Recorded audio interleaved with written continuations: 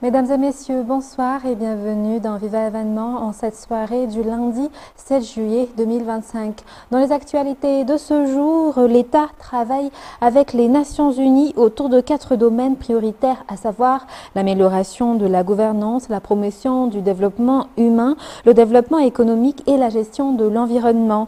Nous avançons actuellement vers l'atteinte des objectifs fixés par la période 2024-2028, mais un financement de 0,8 milliards de dollars reste encore nécessaire selon la ministre de l'économie et des finances lors de la présentation des réalisations pour l'année 2024 à Anous. Les détails avec Ruth Christelle Rakout-Malal et Yves Janel.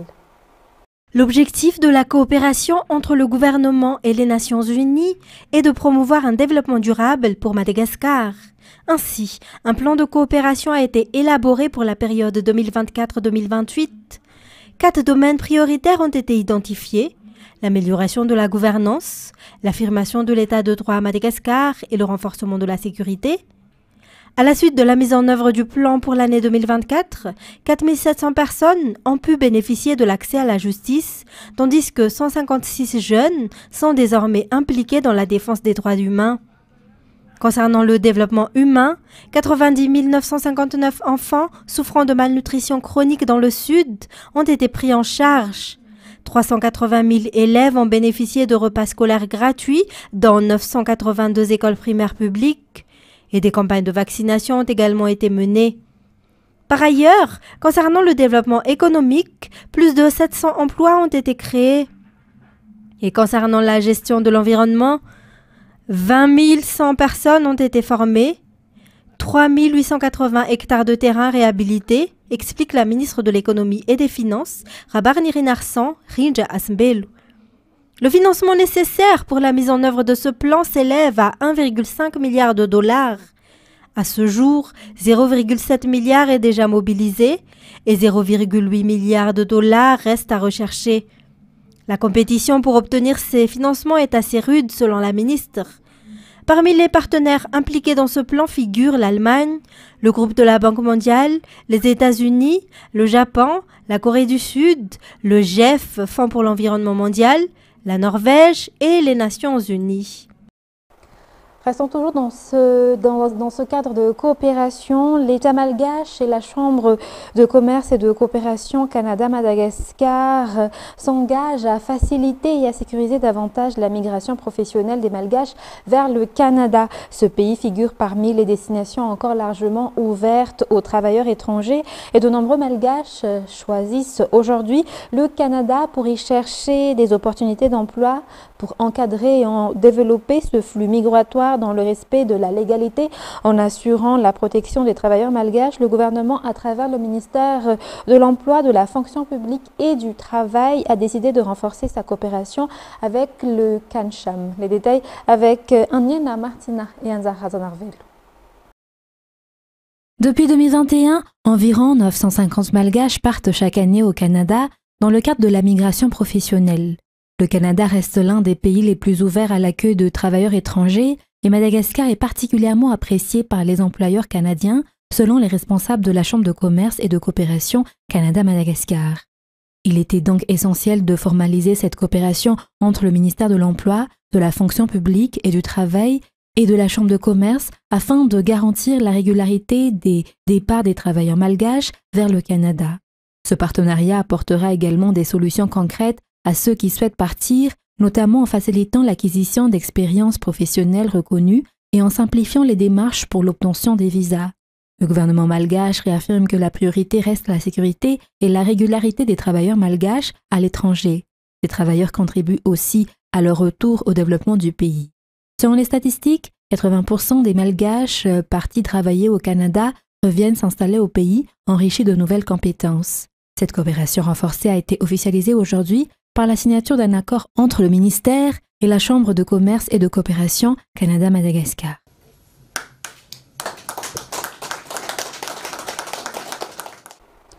Dans la suite de l'actualité locale, les procureurs généraux auprès de la juridiction de second degré au niveau du pôle anticorruption ou PAC pour Mahadang et Fenaransu ont prêté serment aujourd'hui à la Cour suprême Anous. Ils sont désormais les procureurs généraux responsables des affaires de corruption dans leurs juridictions respectives.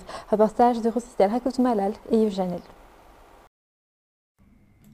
Suite à leur nomination au Conseil des ministres mercredi dernier, les deux nouveaux procureurs généraux auprès du PAC ont prêté serment officiellement ce jour.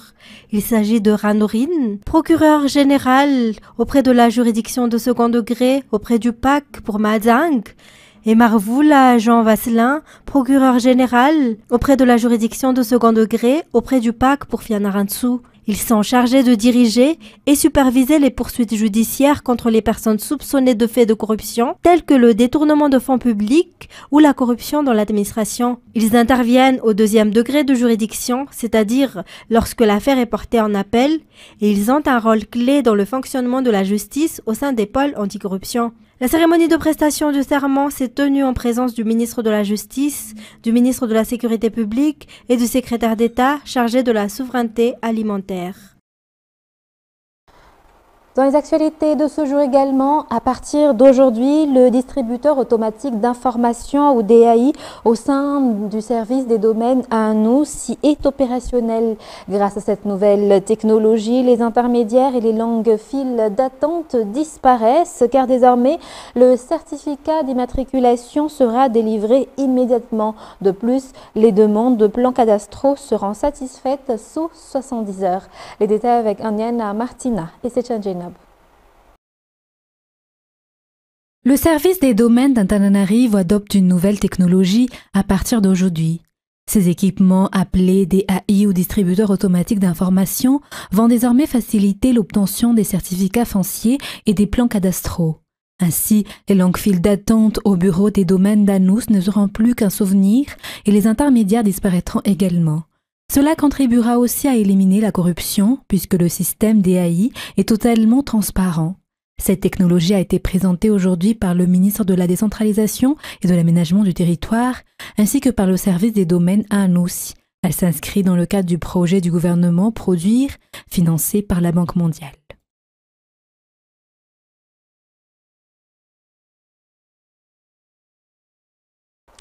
Page économique pour poursuivre ce journal. Il y a eu plus de 24 000 visiteurs lors de la 11e édition de l'ITM ou International Tourism Fair of Madagascar et de la 2e édition de l'IHM ou International Handcraft of Madagascar. Ce chiffre représente une augmentation de plus de 66% par rapport à l'année dernière. La remise des prix aux lauréats de l'ITM et l'IHM a également eu lieu aujourd'hui. Reportage de Tandja Mireille et Yves Janel. Le nombre total de visiteurs lors de la 11e édition de l'ITM et de la 2e édition de l'IHM a atteint 24 389 personnes contre 14 651 en 2024. Le nombre d'exposants a également été au NOS avec 500 participants contre 400 l'année dernière. Parmi eux, 75% évoluent dans le secteur du tourisme, 24,6% dans l'artisanat et 13,3% dans d'autres domaines. Grâce à la mobilisation de 5 influenceurs, plus de 5 millions de personnes ont été touchées sur les réseaux sociaux par les événements de l'ITM et de l'IHM. Madagascar avance ainsi progressivement vers l'objectif d'atteindre 1 million de touristes d'ici 2028, selon la vision du gouvernement. La remise des prix s'est également tenue aujourd'hui. 21 récompenses ont été distribuées, dont des billets d'avion aller et retour Antananarive-Paris-Antananarive, ainsi que d'autres billets permettant aux gagnants de voyager vers la destination de leur choix au départ d'Antananarive. Restons toujours dans cette page économique. Les engrais demandés par les agriculteurs locaux sont enfin arrivés dans le district d'Imboimassou. Cette demande avait été formulée lors de la récente visite du président de la République venu inaugurer l'hôpital moderne la semaine dernière. Les 18 communes du district ont chacune reçu 15 tonnes d'engrais composés d'engrais biologiques et de NPK. Anienne Martina, c'est un nous en disent plus. Parmi les doléances exprimées par les maires et les députés lors de la visite présidentielle, figurait notamment la nécessité de fournir des intrants agricoles pour soutenir les agriculteurs locaux dont l'accès aux engrais était une véritable difficulté. Le gouvernement y a rapidement répondu. Les engrais biologiques et NPK sont déjà arrivés dans la ville d'Ambomassou, chef-lieu de district. La distribution a été supervisée par le secrétariat d'État chargé de l'autosuffisance alimentaire. D'après les explications, les 18 communes du district ont chacune reçu leur part, soit 15 tonnes par commune. Il s'agit d'un atout majeur pour les agriculteurs locaux, car ces engrais sont essentiels pour améliorer leur production agricole. Cette action s'inscrit dans la mise en œuvre de la politique nationale visant à atteindre l'autosuffisance alimentaire. Outre la fourniture d'intrants agricoles, tels que les engrais, les agriculteurs bénéficieront également d'un accompagnement technique afin de garantir le succès de leur culture. À noter que dans le district d'Ambomassou, 90% de la population vivent principalement de l'agriculture. Parlons météo pour poursuivre ce journal. Les températures matinales seront comprises entre 3 degrés Celsius et 23 degrés Celsius, tandis que l'après-midi, elles varieront entre 17 et 32 degrés Celsius pour la semaine du 7 au 13 juillet, d'après les prévisions de la direction météorologique. Les brouillards matinaux persisteront en début de semaine dans les hautes terres et la partie sud-est de l'île. Un vent fort du sud-ouest est également attendu à partir de demain, mardi 8 juillet 2025, affectant les côtes sud-ouest et sud ainsi que sud-est de Madagascar. Une alerte en ce sens a été émise par les services météorologie. Ainsi, la pluie temporairement absente devrait reprendre sur toute la région est, tandis que de petites pluies fines sont prévues à partir de demain après-midi sur la partie est des hautes terres, selon toujours les services météorologiques. Dans les autres régions, le temps sera généralement sec. Les températures maximales baisseront en milieu de semaine avant de remonter en fin de semaine. Page faits divers pour poursuivre ce journal. Un cambriolage s'est produit dans les bureaux de la Direction de la Recherche et de l'Innovation, ou DRI, au sein du ministère de l'Enseignement supérieur et de la Recherche scientifique dans la matinée du samedi 5 juillet 2025. 2 bureaux ont été ciblés et une unité centrale contenant des données a été dérobée. Toutefois, des copies de sauvegarde et de tous les documents sont disponibles, garantissant ainsi la continuité des activités de la direction. Cette dernière, rappelons-le, est chargée de la coordination et du suivi des projets de recherche, des innovations scientifiques ainsi que de la collecte et du traitement des données relatives à ces domaines.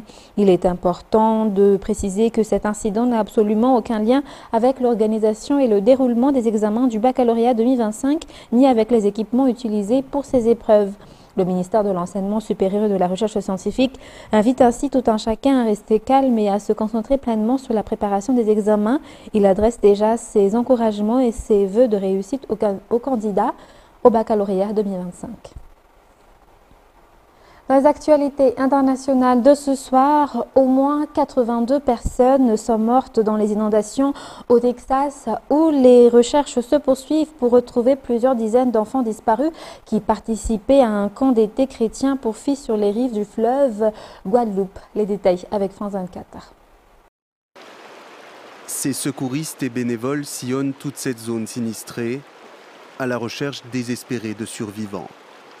Un travail de longue haleine, car ici à Hunt au Texas, les inondations ont semé la dévastation.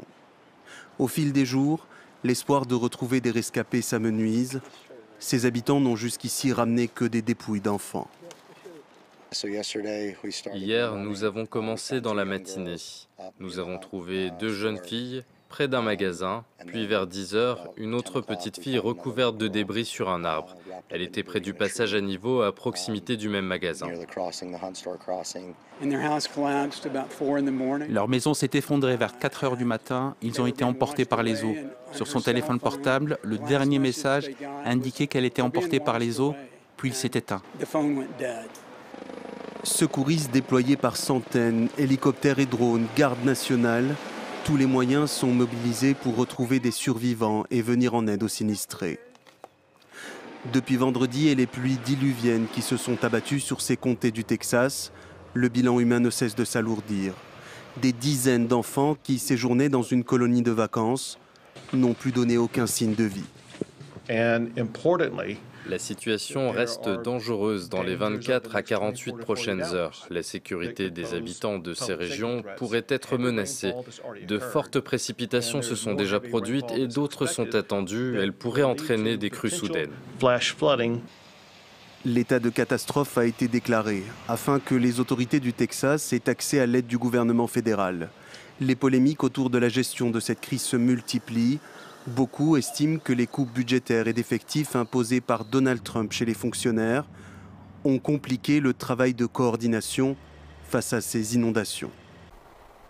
Le Premier ministre israélien Benjamin Netanyahou sera à Washington aujourd'hui où il doit s'entretenir avec le président américain Donald Trump qui a dit espérer un accord cette semaine entre Israël et le Hamas palestinien pour une libération d'otages dans la bande de Gaza. De nouveaux bombardements israéliens ont fait 12 morts à travers le territoire palestinien dévasté par 21 mois de guerre selon la défense civile de la bande de Gaza. France 24.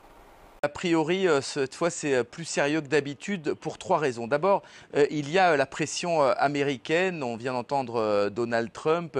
Et Donald Trump, eh bien, après avoir apporté son aide à Israël lors de l'intervention en Iran, notamment, on s'en souvient, avec ces fameux bombes de forte puissance, eh bien, il s'attend à ce que Benjamin Netanyahou lui rende la monnaie de la pièce, c'est-à-dire parvienne à un accord avec le Hamas. C'est ce que souhaite par-dessus tout Donald Trump pour montrer qu'il parvient à aboutir à des résultats au Proche-Orient. Il y a ensuite, bien sûr, l'épuisement militaire du Hamas. Ce matin encore, eh bien, un chef du mouvement islamiste faisait savoir qu'il ne contrôlait plus grand-chose dans la bande de Gaza. Des dizaines de milliers de ses combattants ont été tués par l'armée israélienne. La population est à bout, on le sait, notamment à cause de la faim. Il y a des incidents quasiment quotidiens au point de distribution, notamment au point de distribution américain.